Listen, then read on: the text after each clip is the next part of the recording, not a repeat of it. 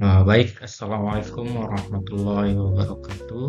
Perkenalkan, saya Eri Nurjayanto, mahasiswa Universitas Terbuka Program Studi Magister Pendidikan Matematika. Di sini saya akan menjelaskan tentang konsep matematika yang dibahas oleh kaum Pitagoras atau kaum Pitagorean. Sebelum masuk ke konsep matematikanya, yang pertama kita harus ketahui dulu kaum Pitagoras. Kaum Pitagoras ini adalah kelompok pengikut Pitagoras yang dikenal sebagai Pitagorean. Mereka membentuk suatu komunitas tertutup yang memiliki minat pada matematika. Mereka tidak hanya memandang matematika sebagai alat praktis, tapi juga sebagai sarana untuk memahami struktur alam semesta. Selanjutnya kita masuk ke konsep matematika yang dibahas oleh yang pertama, yaitu konsep aritmatika kaum Pitagoras. Pandangan unik tentang aritmatika dan angka secara umum bagi kaum Pitagoras, angka bukan hanya sebagai alat hitung, tapi juga memiliki makna mistis, filosofis, dan kosmologis. Kaum Pitagoras ini mempercayai bahwa segala sesuatu adalah angka, yang artinya realitas bisa dijelaskan melalui hubungan-hubungan matematis. Mereka melihat angka sebagai dasar dari harmoni alam semesta, mulai dari musik hingga gerakan bintang-bintang di alam semesta.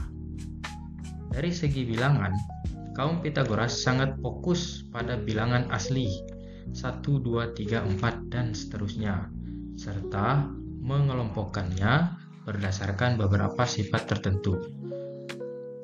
Yang pertama, bilangan genap dan ganjil.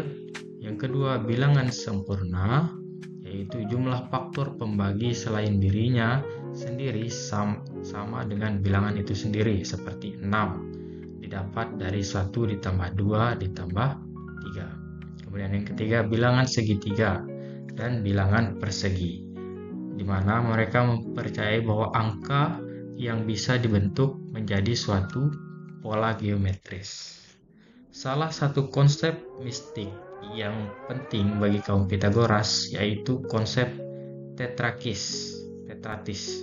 Ini adalah segitiga yang terdiri dari 10 titik dalam susunan 1, 2, 3, dan 4.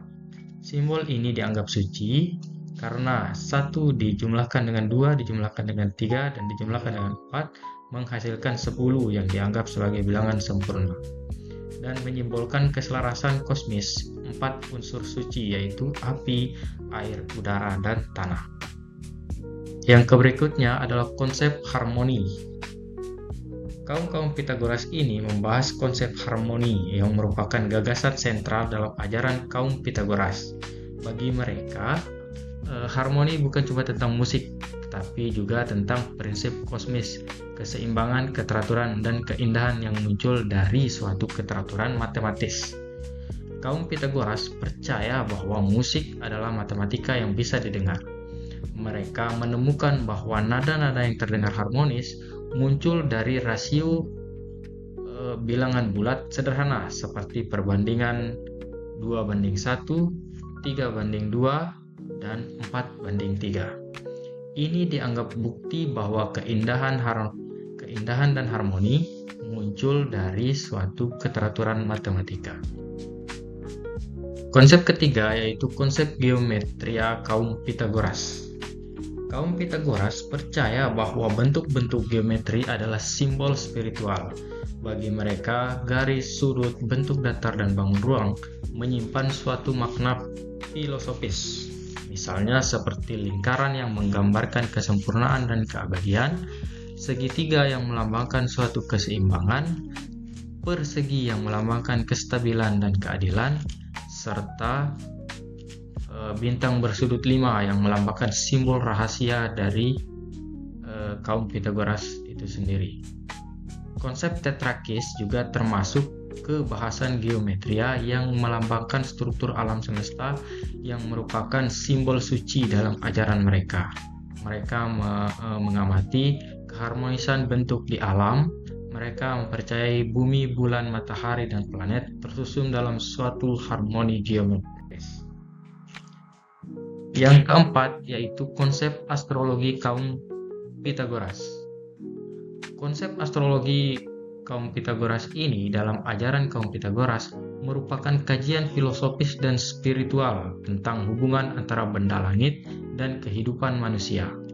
Kaum Pitagoras punya pendekatan yang sangat ilmiah, mistik, dan matematis terhadap langit dan kosmos. Bagi mereka, langit bukan sekadar ruang kosong, tapi suatu struktur matematis dan musikal. Setiap benda langit bergerak mengikuti hukum tertentu, membentuk musika universalis atau musik semesta, harmoni yang tak dapat terdengar oleh telinga manusia, tapi bisa dipahami lewat rasio matematika. Sekian yang bisa saya sampaikan, kurang lebihnya mohon maaf. Apabila ada kurangnya bisa kita diskusikan sama-sama. Terima kasih.